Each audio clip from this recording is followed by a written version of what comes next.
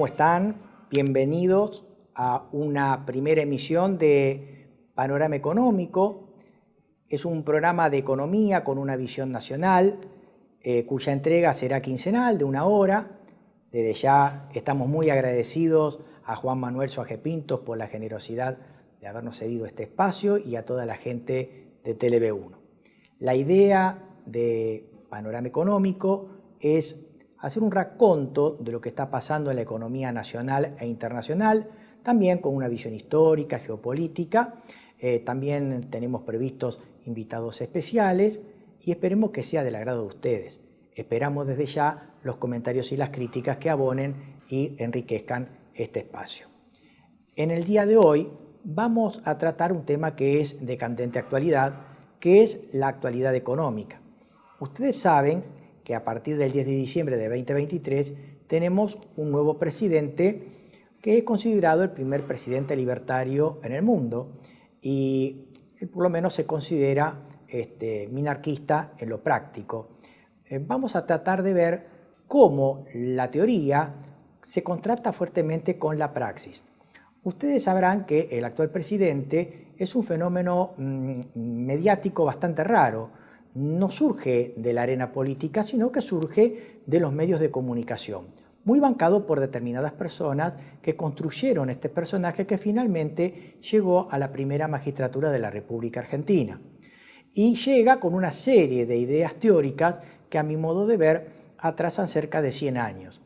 Lo curioso es ver que este personaje creado alrededor de Javier Milei, del licenciado Milei, se esconde una idea central de que fuera mudando de medio de comunicación en medio de comunicación dentro de lo que era el grupo económico para el que él trabajaba, sin ninguna crítica. Él decía su speech, su discurso, no recibía ninguna repregunta y así transcurrió hasta la actualidad.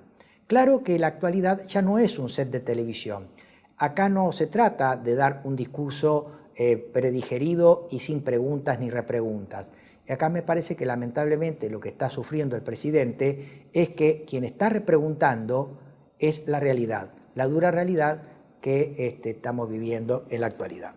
Lo que vamos a hacer a continuación es una especie de resumen desde el 10 de diciembre hasta la actualidad de todo lo que ha pasado, de todo lo que está pasando.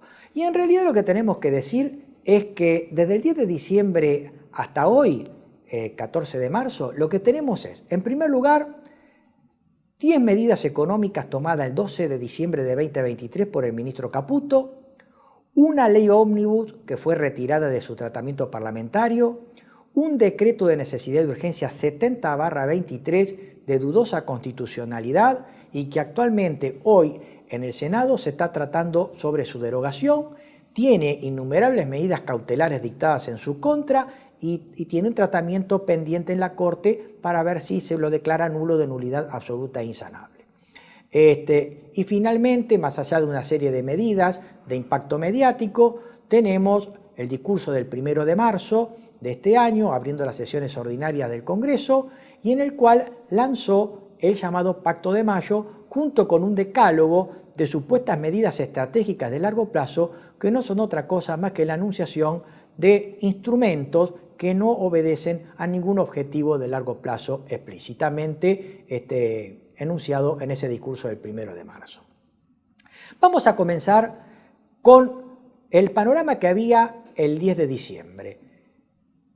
Desde el punto de vista de las grandes proyecciones que hacían los estudios profesionales de la economía, Fondo Monetario, etc., se decía que este año 2024 la economía iba a tener una tasa de crecimiento de entre un 2 y un 3%.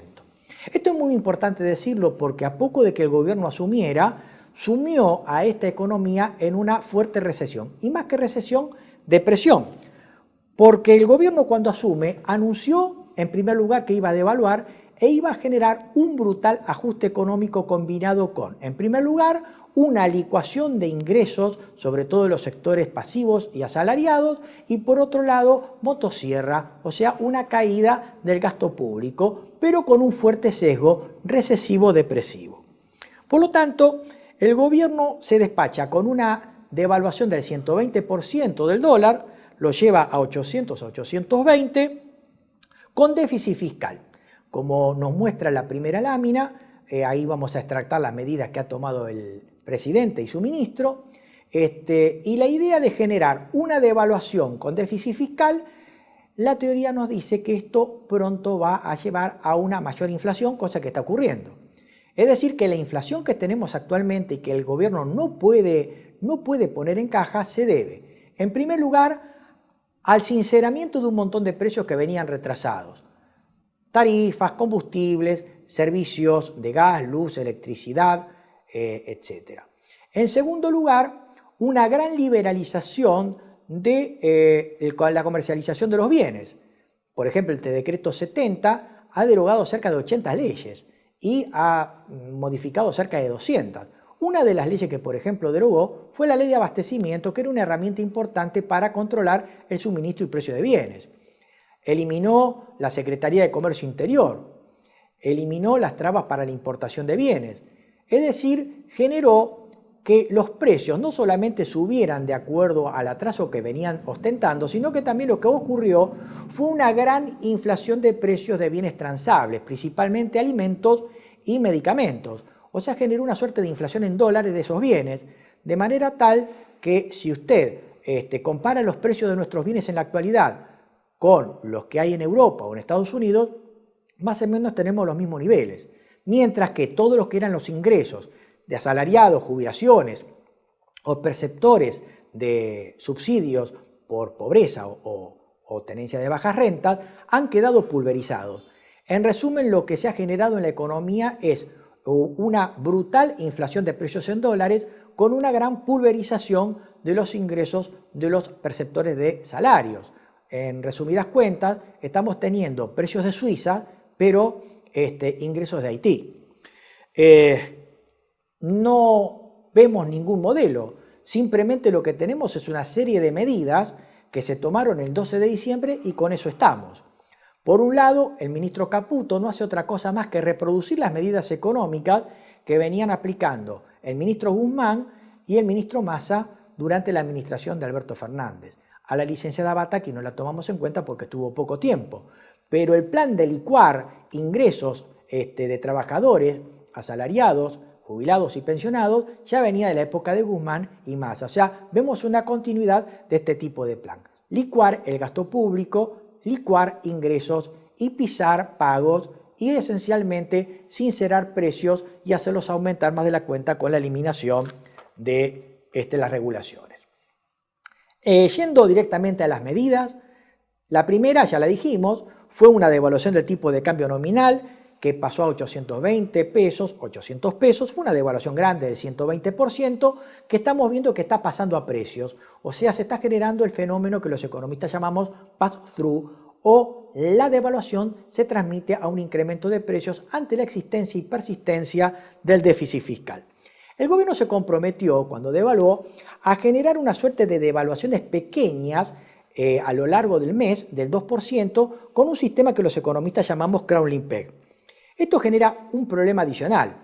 Como los precios están aumentando de un modo muy vertiginoso frente a esta muy modesta devaluación que se está dando mes a mes, lo que vamos a ver en poco tiempo, ya lo estamos viendo, es un brutal retraso cambiario que no hace otra cosa más que presagiar una futura y gran devaluación o una escapada del tipo de cambio que puede darse en cualquier momento.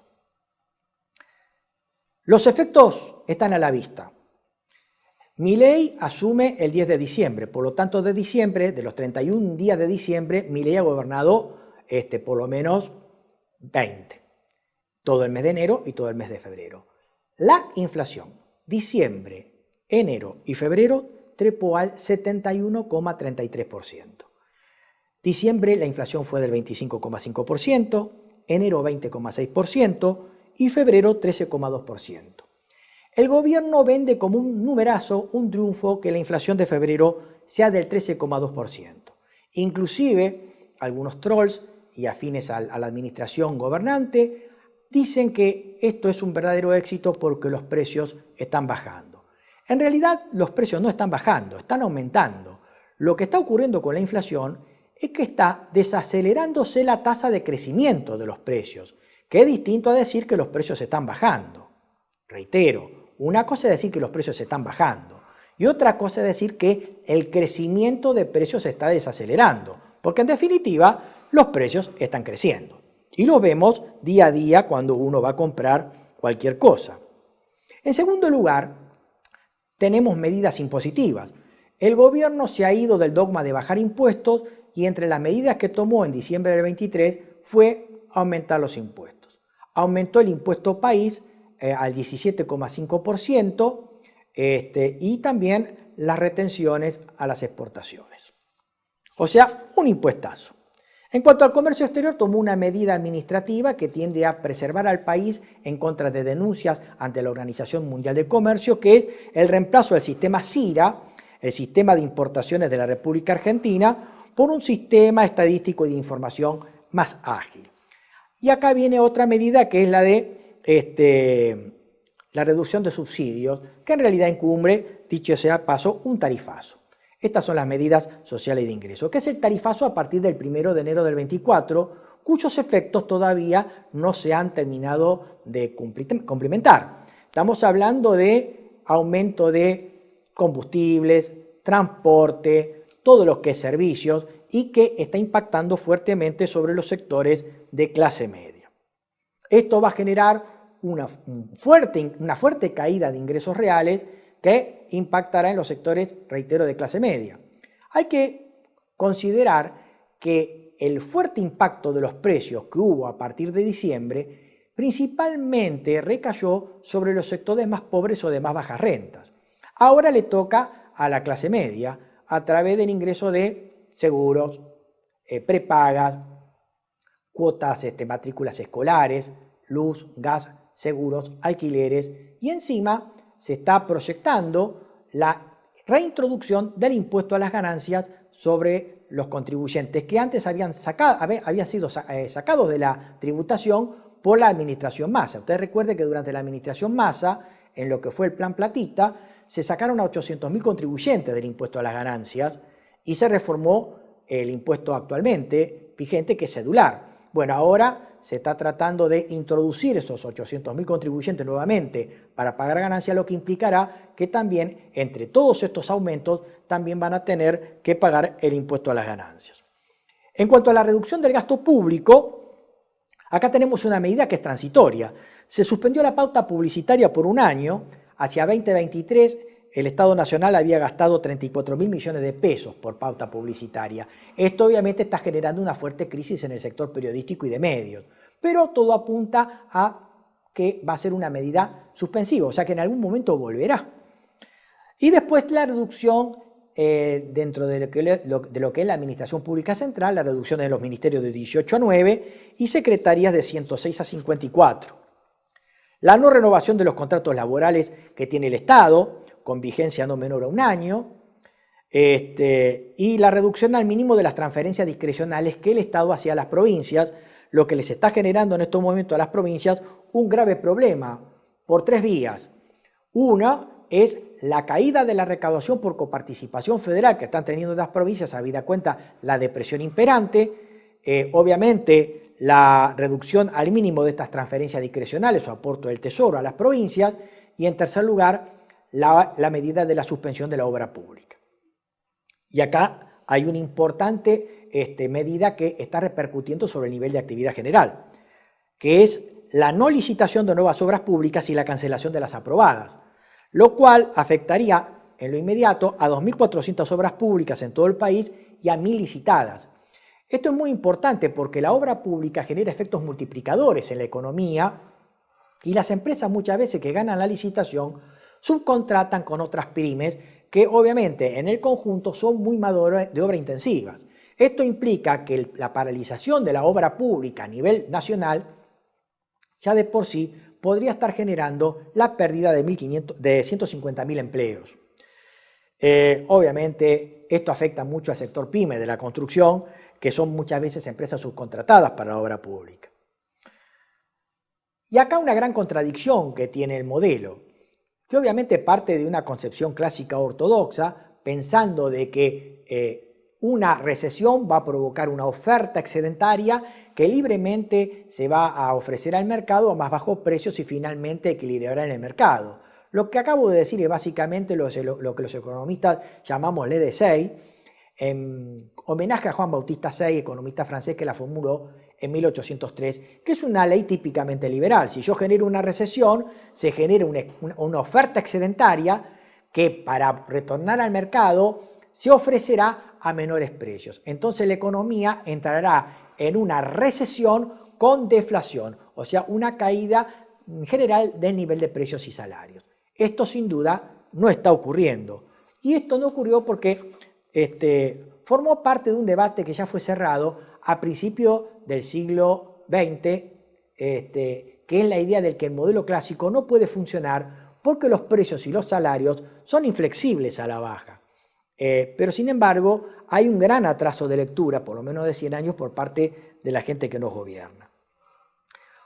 Estas medidas económicas están enmarcadas dentro de lo que el ministro llamaba las tres anclas que pretendían anclar algo y que en realidad no están anclando nada. Las tres anclas son, pasamos a la siguiente imagen, el ancla monetaria, que consiste en no emitir y bajar la tasa de interés. La reducción de la tasa de interés no se está dando. Eso sí, lo que se está dando es que la tasa de interés está por debajo del nivel de inflación. O sea que cuando tenemos un nivel de tasa de interés por debajo del nivel de inflación, o que la inflación le está ganando a la tasa de interés, estamos en presencia de tasas de interés negativas.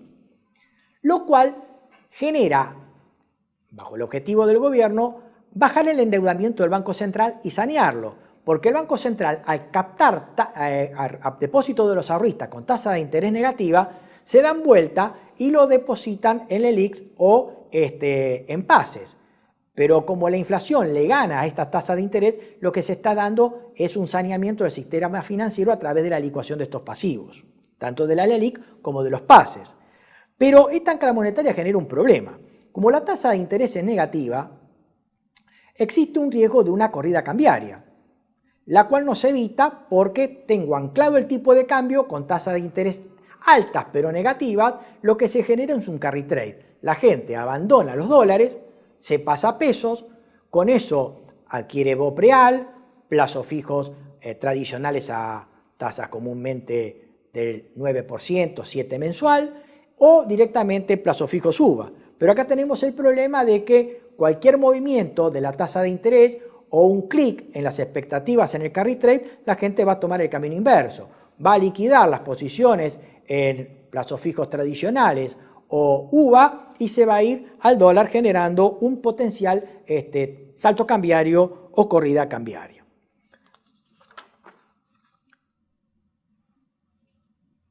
El crowning peg, decía, es un arma de doble filo. Genera una pax cambiaria mientras la gente se entretiene buscando rentabilidad en pesos, pero genera un problema de que en cualquier momento podemos tener una corrida cambiaria y un salto devaluatorio, como por ejemplo tuvimos en abril de 2018 durante la administración Macri, lo que generó ahí sí que Macri rápidamente tuviera que ir al Fondo Monetario Internacional a contratar los famosos 57.000 millones de dólares, que en definitiva terminaron siendo 44.000 millones de dólares, con los cuales el país se volvió a endeudar nuevamente con el fondo.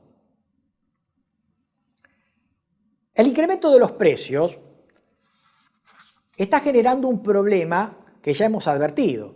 Tenemos precios de Suiza con ingresos de Haití. Y esto ha generado un gran trastorno al andamiaje teórico del gobierno. El gobierno decía, bueno, si los precios suben, no va a haber una demanda que convalide esa suba de precios. Y de acuerdo a la ley de oferta y demanda, si esos precios que suben no son convalidados por la demanda, estos bajarán. Y no ha ocurrido eso, han subido. Y han subido porque los mercados en realidad están concentrados y no compiten libremente. Simplemente en algunos casos los mercados o sus actores tienden a coludir o a cartelizar el precio. Eso se puede ver, por ejemplo, en materia de las comisiones bancarias, que de acuerdo al Decreto 70 del 23 se han liberalizado y obviamente se han cartelizado, o las cotizaciones de las empresas prestadoras de servicios médicos, que también están cartelizados. Entonces, lejos de competir entre ellas y bajar los precios, la cartelización los ha hecho subir. Y esto ha generado un grave impacto por parte de estos teóricos que pretendían que la competencia iba a generar mayor productos al mercado con mejor calidad y menores precios. Esta suba de precios generó comentarios por parte del ministro de Economía, Domingo Cavallo, que dijo que había un gran abuso por parte de las empresas formadoras de precios. Quiere decir que entonces que se ha reconocido que los mercados no son tan transparentes ni regulan hacia abajo por la acción de la libre competencia. Esto impactó fuertemente sobre alimentos y medicamentos y el gobierno ha abandonado su ortodoxia y ha comenzado a decir que va a autorizar la importación de bienes para disciplinar los precios internos.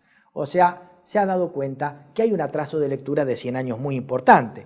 Y eso va a afectar, por un lado, el nivel escuálido de reserva, porque para importar va a tener que darle a esos importadores dólares y obviamente eso va a repercutir fuertemente sobre el escuálido nivel de reserva con que cuenta la economía nacional y obviamente esa gran cantidad de bienes que van a ir a la economía generará un fuerte sesgo recesivo por parte de quienes producen esos bienes acá, principalmente el sector de pymes que producen alimentos y que están muy vinculados con el mercado interno. El ancla fiscal, voy a ser breve porque ya lo dije, la política de déficit cero a partir del plan licuadora y del plan motosierra no va a lograr el déficit cero porque cuando yo ajusto la economía a través de una recesión buscando el equilibrio fiscal, la recesión hace aflorar nuevamente el déficit fiscal por dos vías. Si baja el nivel de actividad, baja el nivel de recaudación de los impuestos que están vinculados con el nivel de actividad. O sea, deja de recaudarse IVA, ganancias, etc. Y por otro lado, la mayor recesión genera más desempleo y el aumento de gasto público asistencial que tiende a soliviantar la situación de los nuevos desocupados y desempleados. O sea que cuando yo tengo un déficit fiscal después de una recesión, si quiero obtener nuevamente un equilibrio fiscal, tengo que volver a ajustar la economía hacia una nueva recesión para buscar el equilibrio fiscal, lo que ocasionará es un nuevo déficit fiscal por la caída de la recaudación y el aumento del gasto público asistencial. Este tema ya fue resuelto, ya fue discutido en la década del 30 del siglo XX y sin embargo seguimos en un empecinamiento terapéutico de mala praxis. Por ejemplo, tenemos dos graves noticias recientemente anunciadas. Asindar, la gran empresa siderúrgica argentina, acaba de anunciar que el 18 de marzo va a cerrar sus plantas hasta el 15 de abril, producto de que acusó una caída del nivel de actividad de entre el 35 y el 40%. También lo que se nota en este gobierno es que este tipo de medidas tendientes a alcanzar el equilibrio fiscal son totalmente inconducentes, inconsistentes, pero sobre todo con una gran falta de coordinación, dado que algunas son transitorias. Cuando dijeron el impuesto país dijeron es transitoria. Si es transitorio significa que el impuesto lo voy a sacar y nuevamente va a aparecer el déficit por haber sacado el impuesto. O cuando anuncio la caída de la pauta, la anuncio por un año. O cuando anuncio una licuación de los ingresos de los perceptores de salarios o beneficios previsionales, significa que en algún momento esos ingresos se van a tener que recuperar y reaparecer el problema del déficit, ¿no es cierto? Entonces, este déficit que se ha eliminado según el gobierno es ficticio, es insustentable en el tiempo, por la falta de coordinación de políticas. Más allá de que algunas de las medidas son transitorias, tenemos que algunas no van a surtir efectos, sino a partir de los próximos meses. El sinceramiento tarifario a partir de la quita de subsidios se va a dar de pleno en este mes y en abril. Y la reforma tributaria, que ni siquiera ha tomado estado parlamentario, recién va a comenzar a surtir efectos vía una ley de presentación espontánea, blanqueo, regularización, monotributo, algún impuesto que se invente o algún impuesto que se restablezca, como el impuesto a la ganancia cedular, recién van a surtir efectos en la segunda mitad de 2024. Reitero, y antes de pasar a la pausa, este gobierno se autogeneró un irresponsable plan de depresión económica que en lo financiero cierra, pero que en la economía real está haciendo estragos, nos está deprimiendo la economía y está generando un terrible ajuste de típico corte maltusiano y genocida. Después de la pausa volvemos. Gracias. Tele-V1 se complace en anunciar que estará transmitiendo en su canal Tele-V1 Clips valiosos programas emitidos antes de la censura sufrida. El lienzo prohibido, El revés del derecho, Combates por nuestra historia, Disenso, Historias de Malvinas, entre otros que podrán encontrar en este enlace.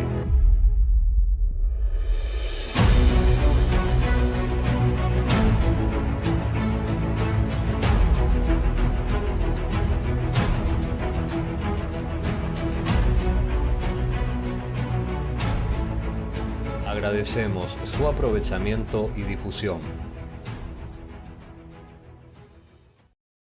Bienvenidos a CEPA, Centro de Estudios del Pensamiento Americano. Nuevo sitio web de cursos de formación en política, filosofía, historia, literatura, geopolítica, religión, psicología y más. Cursos de formación que reflejan el verdadero pensamiento americano. Lo invitamos a elegir el curso de su agrado ingresando en www.cepa.la.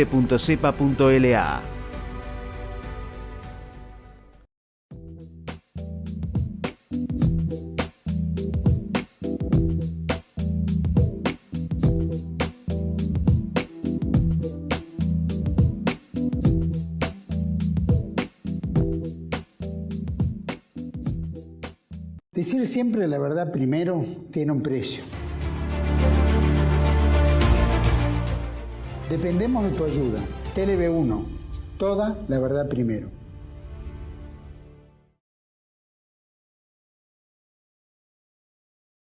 Retornamos, habíamos dicho en el anterior bloque sobre este fuerte sesgo depresivo, inflacionario, que está afectando duramente a la economía en una suerte de plan malthusiano y genocida. Vamos a los resultados. Pasamos a la siguiente placa. Y acá tenemos los resultados de enero. Con fuente en la consultora IEB, tomamos o comparamos enero del 24 con enero del 23.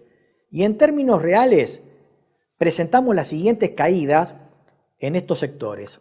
Recaudación del impuesto a los débitos cayó en términos reales 15,7%. Patentamiento de motos cayó 18,7%. Patentamiento de autos cayó 32,7%. Despacho de cemento cayó 20%. Ventas minoristas de pymes cayó 28,5%. Y la producción de autos cayó 16,7%. Estos no son números de recesión. Los números de recesión son de medio punto, un punto. Acá tenemos 2 dígitos. O sea que acá tenemos una típica depresión con inflación. Y como decíamos, en un primer momento, diciembre-enero, esto impactó fuertemente sobre los sectores más pobres, principalmente por el alza de los alimentos.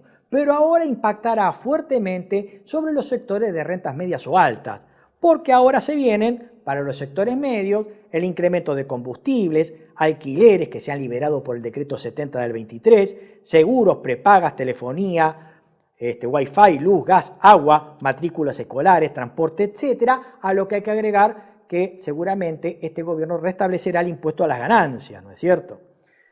Obviamente, de más está decir que esto es reconocido por el mismo gobierno. El ministro Caputo acaba de decir recientemente que, abro cita, es posible que lo peor de la crisis suceda entre marzo y abril, cierro cita. O sea, serán los IDU de marzo. Y obviamente también este ajuste actúa en 2 tiempos. En primer lugar, lo que tenemos entre diciembre y enero es un ajuste vía precios. O sea, ajuste vía licuación de ingresos reales de asalariados, jubilaciones, pensionados. Y obviamente es un ajuste esencialmente vía precios. Licuación del gasto público. Pero en esta segunda etapa, cuando ya tenemos la recesión o la depresión instalada, la caída brutal del nivel de actividad obviamente redundará en despidos. O sea que ahora viene la segunda parte de despidos. A esto tenemos que agregar que a principios de este año se divulgaron los datos de la muestra de pobreza que hace la Universidad Católica Argentina, que había dicho que antes de que ocurriera todo esto, se habían sumado a la pobreza 3,6 millones de nuevos compatriotas. O sea que el nivel de pobreza, antes de que estas medidas comenzaran a tener andamiaje, el nivel de pobreza había alcanzado el 57,4% de la población, lo cual nos augura que en la próxima medición de la UCA vamos a tener resultados catastróficos. Este tipo de medida nos hace acordar lo que en macroeconomía es el ajuste clásico, que como los mercados automáticamente se autorregulan de acuerdo a la ley de Say, al generar una recesión se genera una oferta excedentaria que para volver al mercado se ofrecerá a menores precios. La deflación de precios y salarios volverá a equilibrar el mercado y todos felices. Lo que ocurre es que, ya habíamos dicho, a principios del siglo XX se dirimió esta contienda y el ajuste clásico no funciona porque los precios y los salarios han dejado de ser flexibles a la baja, como bien nos enseña Keynes, ¿no? Pero acá el ajuste clásico viene mal marajado porque tenemos inflación. O sea que a la depresión la tenemos acompañada con un alto nivel de inflación. Y que no va a caer, como dice el gobierno, porque como vamos a tener próximamente una necesidad de devaluar el tipo de cambio para que puedan acceder los exportadores a liquidar sus dólares de la venta de la cosecha gruesa, harinas y aceites, vamos a tener que devaluar nuevamente y con persistencia de un déficit fiscal que es muy difícil que desaparezca por las razones que hemos señalado, volveremos a tener una nueva ronda de inflación a partir de abril-mayo. Y en medio de todo esto tenemos el decreto 70 del 23, que como decimos es un decreto indigerible. Jamás en la historia de los decretos de necesidad y de urgencia se derogaron 80 leyes, se modificaron unas 200, no tuvo tratamiento por parte de la administración pública. Se dice que fue elaborado por una serie de lobbies o de estudios de abogados vinculados con lobbies de la energía, tierras, industria alimenticia, financiera, etc. Por lo tanto, se duda realmente de su constitucionalidad, dado que viola el artículo 99, inciso 3 de la Constitución Nacional, que condena, o sea, fulmina con la nulidad absoluta e insanable aquel decreto en el que el Poder Ejecutivo se haya arrogado facultades legislativas. Sobre este decreto han recaído numerosas medidas cautelares, sobre todo aquellas que tienden a quitar vigencia a los capítulos relacionados con las conquistas laborales. Ahora bien, tiene un tratamiento de la Corte pendiente que lamentablemente no lo está teniendo. Debería tener un tratamiento de la Corte, por las razones que voy a indicar a continuación. Decía que el decreto de necesidad y urgencia 70/23 es de dudosa constitucionalidad si uno ve lo que dice el inciso 3 del artículo 99 de la Constitución, que dice que es facultad del Poder Ejecutivo participar en la formación de las leyes con arreglo a la Constitución, las promulga y las hace publicar. Y dice, y esto es muy importante, el Poder Ejecutivo no podrá en ningún caso, bajo pena de nulidad absoluta e insanable, emitir disposiciones de carácter legislativo. Solamente cuando circunstancias excepcionales hicieran imposible seguir los trámites ordinarios previstos por la Constitución para la sanción de las leyes, y no se trate de normas que regulen materia penal, tributaria, electoral o del régimen de los partidos políticos, podrá dictar decretos por razones de necesidad y urgencia, los que serán decididos con acuerdo general de ministros y que deberán ser refrendados conjuntamente con el jefe de gabinete de ministros. Entonces fíjense que acá, con el decreto 70 tenemos un problema. El gobierno convoca a sesiones extraordinarias, ni bien asume, dado que el periodo legislativo ordinario termina el 30 de noviembre, convoca e introduce principalmente la ley ómnibus, que ustedes saben, ha perdido tratamiento parlamentario. Bien podría haber metido en extraordinarias una ley que contemplara estas reformas. Sin embargo, lo hace a través de un decreto de necesidad de urgencia, lo cual el gobierno va contra sus propios pasos. Convoca extraordinarias para meter una ley ómnibus, cuando podría haber metido esta. O sea, estaba la posibilidad de que el Congreso sesionara a través de sesiones extraordinarias. Sin embargo, este decreto está en un verdadero limbo. No sabemos si finalmente el Congreso lo va a derogar. De hecho, en el día de la fecha se está tratando en el Senado la posibilidad de su derogación. Pero esto tiene un problema. Los decretos de necesidad de urgencia y los delegados están reglados por la ley 26.122. Y el artículo 24 de la 26.122 dice textualmente que estos decretos de necesidad de urgencia o los delegados, implicará que el rechazo por ambas cámaras del Congreso del decreto de que se trate implica la derogación de acuerdo a lo que establece el artículo 2 del Código Civil. Importante, quedando a salvo los derechos adquiridos durante su vigencia. Lo que quiere decir es que si el decreto 70 tiene que ser derogado, de acuerdo al artículo 24 de la 26.122, tiene que ser derogado por mayoría de la Cámara de Senadores y la Cámara de Diputados. Pero acá tenemos un problema. Solamente surtirá efecto la derogación desde la derogación en adelante, pero no los derechos adquiridos hacia atrás desde la sanción del decreto hasta su derogación, lo cual solamente puede obtenerse a través de un fallo de la Corte Suprema de Justicia de la Nación que anule el decreto desde su inicio. Cosa que, si se lograra en el Parlamento la derogación por la Cámara de Senadores y Diputados, cuando la Corte tenga que expedirse sobre esto va a decir la cuestión es abstracta y no se va a expedir, generando derechos adquiridos por parte de quienes usufructuaron el decreto desde su sanción hasta que el mismo fue derogado.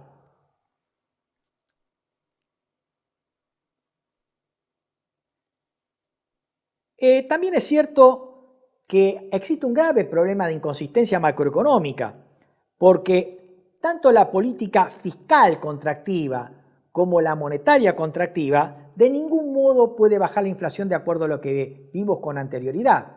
Y tampoco puede bajar la inflación, tampoco puede bajar la tasa de interés porque la inflación es alta.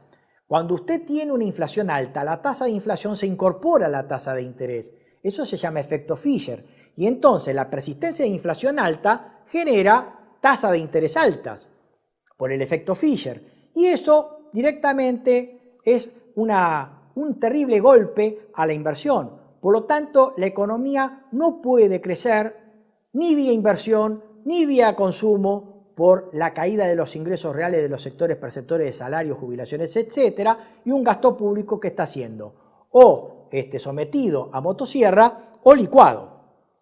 De ahí que lo único que puede llegar a mover el amperímetro para incrementar el producto es el sector externo, las exportaciones. Decía que en el mundo de la economía hubo dos grandes noticias que generaron un fuerte impacto. El primero, el tema del anuncio de Asindar, del cierre de sus plantas por un mes. Y el otro, el tema de la recaudación. La recaudación es grave lo que está pasando porque la caída de la recaudación no se está dando en este caso solamente por una baja al nivel de actividad, sino que se está dando esencialmente por gente que se está saliendo del sistema. Hay gente que se está comenzando a evadir o a salirse del sistema porque no tiene dinero para hacer frente a las cargas fiscales. Vamos a analizar este aspecto a continuación. En primer lugar, vamos a ver, fuente oficial, la recaudación tributaria de febrero del 2024. Esta lámina la vamos a pasar rápidamente porque nos deriva a otro tipo de análisis bastante interesante que vamos a hacer. Más o menos lo que hemos tenido como recaudación total nominal durante el mes de febrero de 2024 fue algo más de 7.250.000 millones de pesos. Y como derivación de esta lámina pasamos a la siguiente, que acá un tema interesante que se dice poco, que es la participación de los impuestos nacionales en la recaudación total, recaudación de los impuestos que recauda la Dirección General Impositiva y la Dirección General de Aduana, DGI y DGA, a febrero de 2024. Generalmente se dice que hay una serie de 40 impuestos nacionales. Esto es falso. Impuestos nacionales no llegarán a 12 o a 13. Lo que sí es importante destacar es que de todos los impuestos nacionales, solo 5, reitero, 5, explican el 95% de la recaudación. Y acá está reflejado en este cuadro elaborado por mí a partir del cuadro de recaudación que acabamos de proyectar precedentemente. Fíjense, si tomamos como 100 el total de la recaudación total de GI y de GA, el impuesto a las ganancias participa de ese total de la recaudación en solo un 19,6%. El IVA, el impuesto al valor agregado, es el que más participación tiene y lo hace en un 46,9%.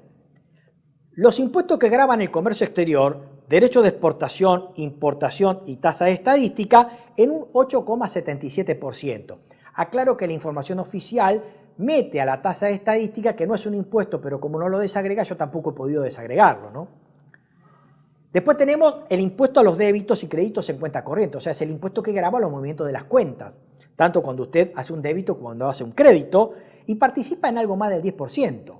Lo mismo el impuesto país, que participa en algo más del 10%, y todos los otros impuestos participan en el total recaudatorio efectuado por DGI y DGA en un 5%. Y otro dato adicional, no solamente estos 5 impuestos explican el 95% de la recaudación, sino que buena parte de la recaudación está dada por el IVA, que es un impuesto que es real, objetivo, que grava generalmente a la gente de más bajas rentas. Y los impuestos directos, que gravan capacidad contributiva de los contribuyentes más pudientes en patrimonio o en ingresos, lo hacen en muy poco monto. Por ejemplo, el impuesto sobre los bienes personales está metido dentro de este 5% de todos los demás impuestos que se recaudan. Y el impuesto a las ganancias solamente no llega ni al 20%. El siguiente cuadro, también sacado de la recaudación de 2024 de febrero, nos muestra lo que naturalmente se informa en los medios de comunicación. En la primera columna tenemos la variación nominal de los impuestos, febrero 24 con febrero 23. Se hace ese ratio y dan todos estos guarismos positivos en la recaudación del impuesto a las ganancias, del IVA DGI, que es el IVA que captura el impuesto al valor agregado generado en las transacciones en el mercado interno, el impuesto a los débitos, créditos en cuenta corriente, y nos dan todos números positivos. Después nos da el total recaudado por DGI y DGA, todo lo recaudado por el sistema de seguridad social y el total de tributos, en donde tenemos todo lo recaudado por DGI y DGA más el sistema de seguridad social. Y fíjense que son todas cifras positivas y de tres dígitos. En la siguiente columna lo que se hace es tomar el acumulado enero-febrero 24 y se lo compara con enero-febrero de 23 y también tenemos cifras positivas y de 3 dígitos. Esto es lo que se anuncia en los medios de comunicación. Pero si a estos montos le descontamos la inflación imperante en este año, en febrero se acaba de conocer el índice por el INDEC, la inflación de febrero de este año en comparación con febrero del año pasado fue del 276%. Y el acumulado enero-febrero 2024 con enero-febrero 2023 nos da que la inflación, ese acumulado da 277%. Entonces ahí sí podemos calcular qué pasa realmente con la recaudación, pero descontado de la inflación. Por eso es interesante pasar al siguiente cuadro, en donde el panorama cambia totalmente y todos los montos que tenemos son negativos. O sea, la recaudación se está cayendo a pedazos. Vamos por la parte inferior del gráfico. Analicemos la primera columna. La variación real de la recaudación de impuestos febrero 24, febrero 23, nos da que la recaudación total de recursos tributarios, o sea, todo lo que recauda DGI y DGA con lo que recauda el sistema de seguridad social, ha caído un 9,38%. Ahora, si tomamos la recaudación impuestos totales de DGI y DGA, la recaudación ha caído un 5,32%. La diferencia entre estos 4 puntos, entre lo que recauda DGI y DGA con el total de recursos tributarios, lo marca la brutal caída de la recaudación de los recursos de seguridad social. Vale decir, es todo aquello que le descuentan al trabajador para financiar jubilaciones y prestaciones sociales, vía ANSES o vía PAMI, por ejemplo. El sistema de seguridad social ha caído la recaudación de febrero a febrero en términos reales un 21,74%. Implica que acá tenemos gente que se vio licuados sus ingresos por el efecto de la inflación, gente que por la recesión no tiene horas extras o gente que dejó de tributar al sistema por la sencilla razón que ha quedado despedida. Arriba tenemos el impuesto a la ganancia total que ha caído un 37,66%. Pero este monto es mentiroso porque esta caída en realidad no es tal. Porque si tomamos este mes de febrero del 2024, si lo comparamos con febrero del 2023, en febrero de 2023 todavía no se había generado la reforma del ministro Massa que tendió a sacar de la tributación a una gran cantidad de contribuyentes que tributaban ganancias. Por lo tanto, esta cifra es un poco mentirosa. Pero la fuertemente impactante es la de IVA. La IVA DGI, que mide el nivel de actividad de mercado interno, cayó un 10,7%. Pero lo importante es ver qué pasa con la recaudación de débitos y créditos, que cayó un 3,48%. ¿A qué vamos? Cuando la gente compra, mueve cuentas bancarias para pagar lo que compra y el IVA. Ahora, si yo veo que la gente compra y ese nivel de compra que movió las cuentas y tributé el impuesto a los débitos solamente cayó un 3,48%, pero la declaración de IVA cayó un 10,47%, significa que buena parte de estas transacciones que son reflejadas en el impuesto a los débitos no fueron tributadas en IVA. Por lo tanto, estos 7 puntos de diferencia que hay entre la caída de IVA y la caída de impuestos a los débitos nos está marcando que hay una gran cantidad de contribuyentes que ha comenzado a evadir y se ha ido del sistema. Y esto se ve de un modo más espectacular en la siguiente columna, la columna que está a la derecha, en donde se ve en términos reales la variación de la recaudación enero-febrero 2024 con enero-febrero 2023. Entonces fíjense ustedes que esa diferencia, IVA-DGI, cae un 15,35, pero débitos cae un 12,44. O sea, acá estamos hablando de 3 puntos. Pero en realidad, fíjense que estos 3 puntos es una pequeña diferencia que nos muestra que en realidad la verdadera caída del nivel de actividad, que redundó en una caída de la recaudación, ha ocurrido en febrero. Lo cual esto seguramente genera un impacto más espectacular en los próximos meses. Vamos a cerrar con el tema del discurso del 1 de marzo, que no ha sido otra cosa más que la enunciación de una serie de eslóganes por parte del gobierno, no ha modificado en nada esta situación imperante, y obviamente ante el fracaso de la ley ómnibus, el gobierno ha ofrecido a manera de extorsión o a manera de una relación clientelística con las provincias, la suscripción de un pomposo Pacto de Mayo escrito en letra inglesa a manera de decálogo mosaico y hasta con errores de ortografía. Y se va a suscribir el 25 de mayo en la provincia de Córdoba, producto de que en la provincia de Córdoba había nacido el perrito extinto del mandatario, según sus propios dichos. Y este decálogo no es otra cosa más que un contrato de adición, un contrato de extorsión en las provincias. ¿Para qué? Por un lado, el gobierno le canjea un paquete de medidas impositivas que va a tender a mejorar la recaudación de las alicaídas finanzas provinciales. Recuerde usted que cuando cae el nivel de actividad, le cae el ingreso a las provincias de los impuestos que vienen vía coparticipación en primer lugar. Los impuestos provinciales puros, como por ejemplo ingresos brutos. Y obviamente se les ha caído todos los ingresos derivados de la suspensión de la obra pública y también de los aportes transitorios, ¿no es cierto? O sea que las provincias están en rojos importantes. De hecho, hay una provincia que ha declarado default, que es la provincia de La Rioja, la cual también ha comenzado a suscribir cuasimonedas. Probablemente, y quizás si estas cosas siguen así, esto será imitado por otras provincias. Por lo tanto, el gobierno lo que hace es acercarse a las provincias y decirles, bueno, si ustedes me aprueban este paquete de medidas fiscales, si ustedes me aprueban esta nueva ley ómnibus, el 25 de mayo firmamos este Pacto de Mayo en el cual todos nos vamos a comprometer en lo siguiente. Y acá tenemos 10 medidas que en realidad no apuntan a un modelo de país desarrollado, industrial, simplemente tiende a confundir instrumentos con objetivos. No hay objetivos reales de largo plazo.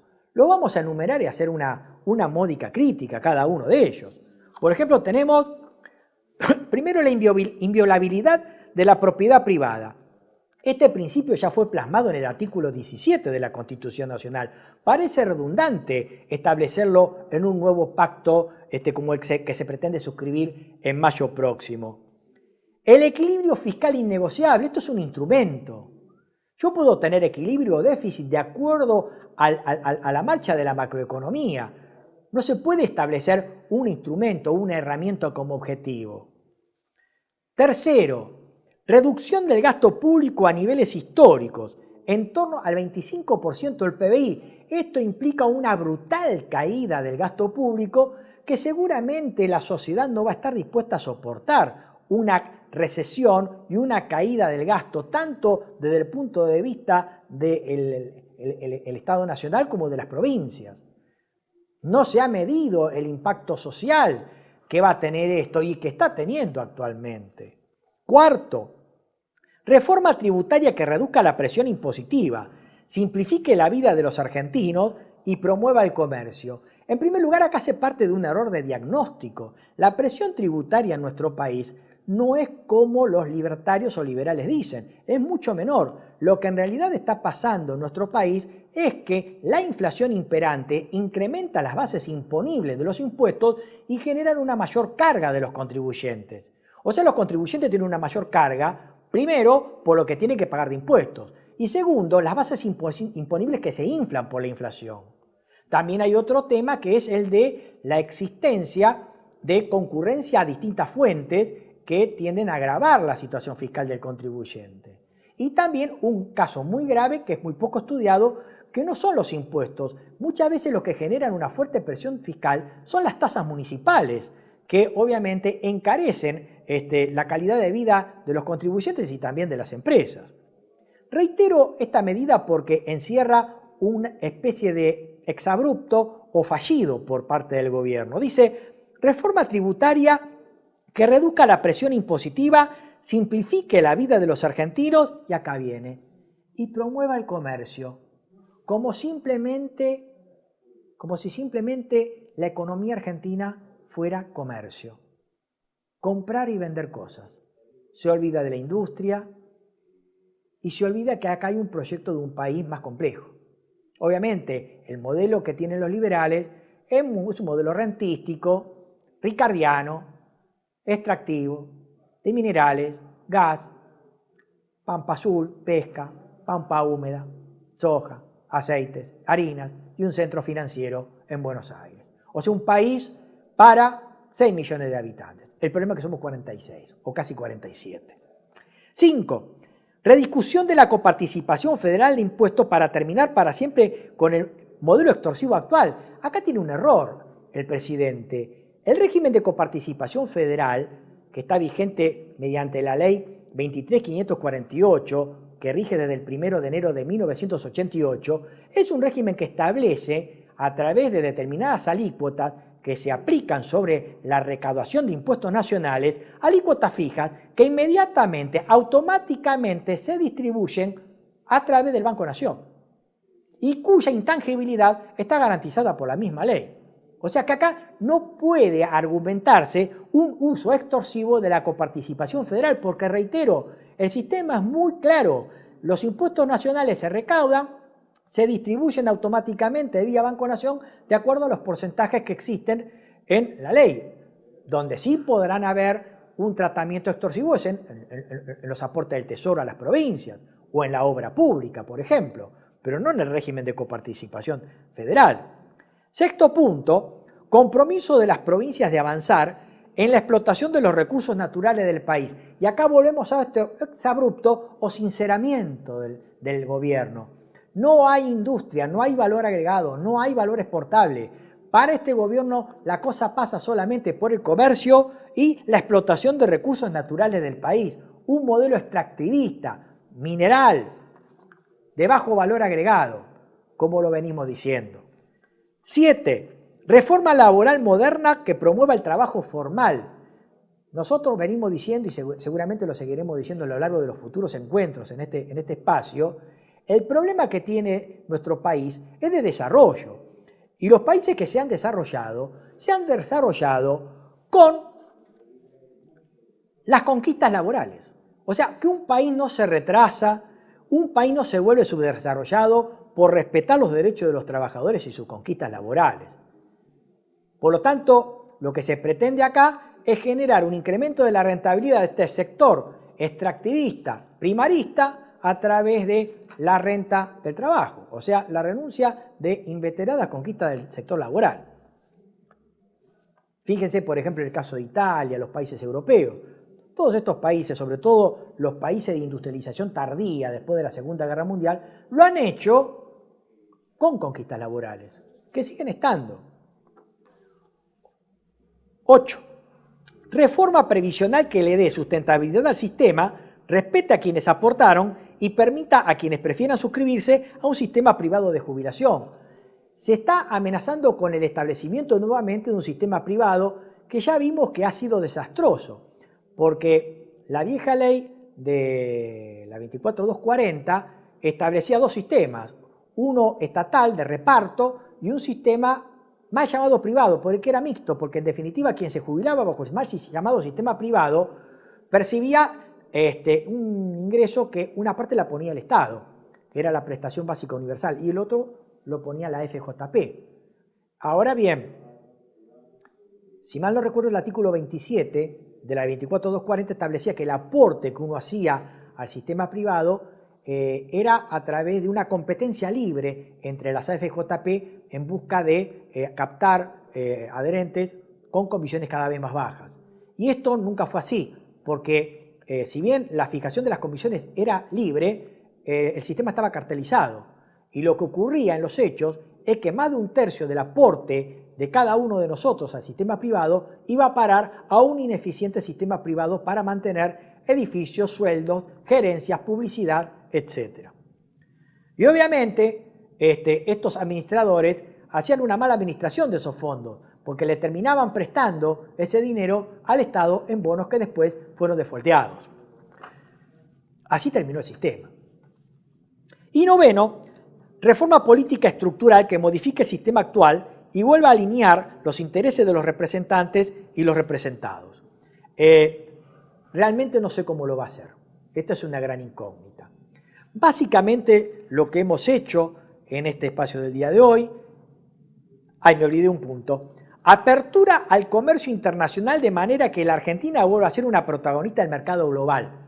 Es decir, lo que propone es todo al revés de lo que están haciendo los países del mundo. Los países del mundo no se están abriendo a los mercados para no generar un industricidio. Lo que están haciendo es proteger sus industrias, manejar los tipos de cambio. Nosotros nos proponemos una apertura total para fomentar y seguir con esta política de industricidio, desempleo y miseria estructural.